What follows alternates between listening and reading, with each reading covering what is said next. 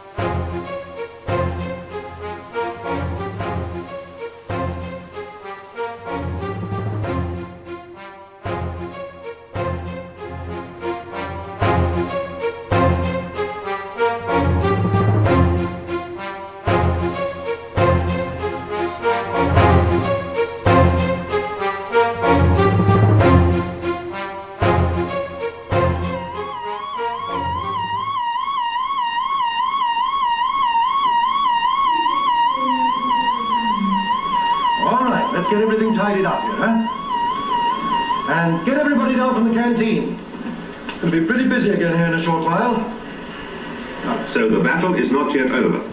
Round 2 has already begun, and this second attack may even be followed by others. The United Kingdom Warning and Monitoring Organization, with all its highly trained resources, is spread like chainmail over the entire country. Break one link, break many links. The overall organization can still be kept operative.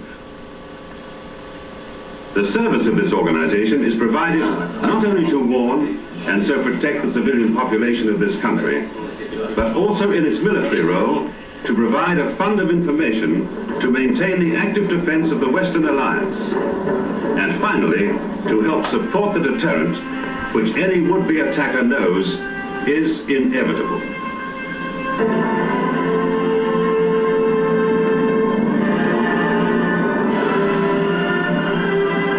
Squadron Leader Spencer, please could you call extension 243? Squadron Leader Spencer, 243.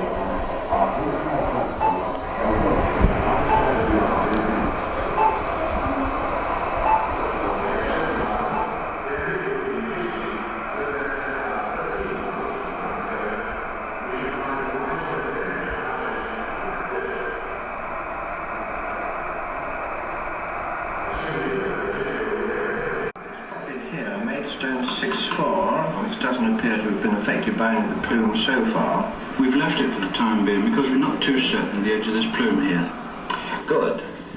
Well, it doesn't look as though anything's coming their way, but let's recheck the situation in half an hour's time. Try. Anything more we can learn from this? No, I don't think so, really. We've got almost a complete picture of the situation on the board now. Of course, there's the odd first arrival, like this chap here. Oh, look, we've regained contact with the post. Which one is it? Well, time's up. We better get down below again. The med reading's due. Right. Hope to God we're not going to be running full shifts like this for very much longer.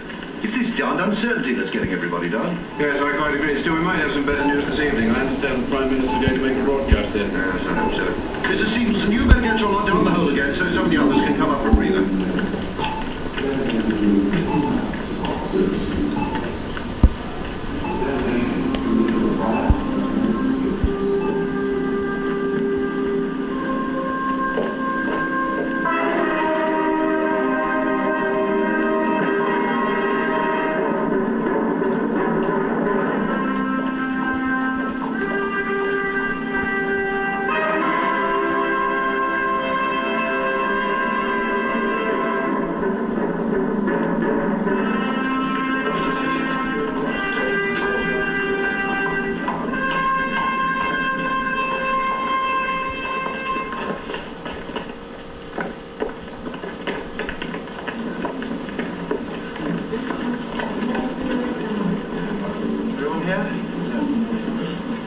Well, gentlemen, here's the chart showing the mean vector wind flow from north to 80,000 feet for the next 6 hours.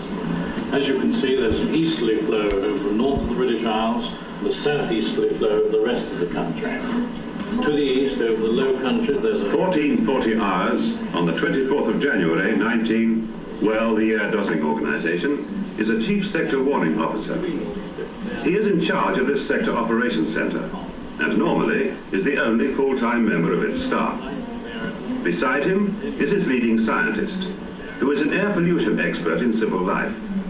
An appropriate occupation, as he will be responsible, in the event of a nuclear attack, for advising the Chief Sector Warning Officer where, when, and how much radioactive fallout can be expected. This is the carrier receiver set, which, if its regular ticking should ever change to a banshee-like wail, could confirm that their knowledge will be required.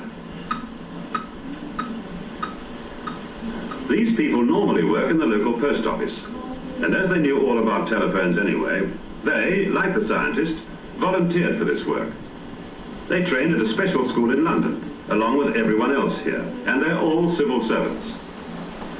They're not worried, because none of these people know that in a matter of minutes, they will be earnestly, frantically busy. They don't know yet that Midas satellites circling the Earth have just reported large-scale rocket firing deep from enemy territory. They don't know that 2 giant radar stations, part of the ballistic missile early warning system, are tracking those rockets towards the North American continent, and that other missiles have been picked up which are aimed at this country.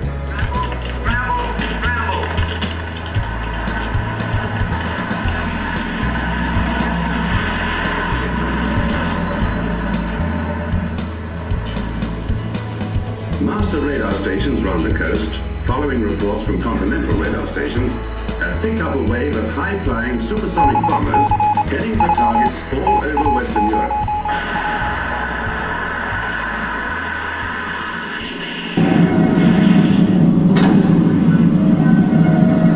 And the Air Defense Operations Center and an instant air attack warning to all parts of the country. The red warning.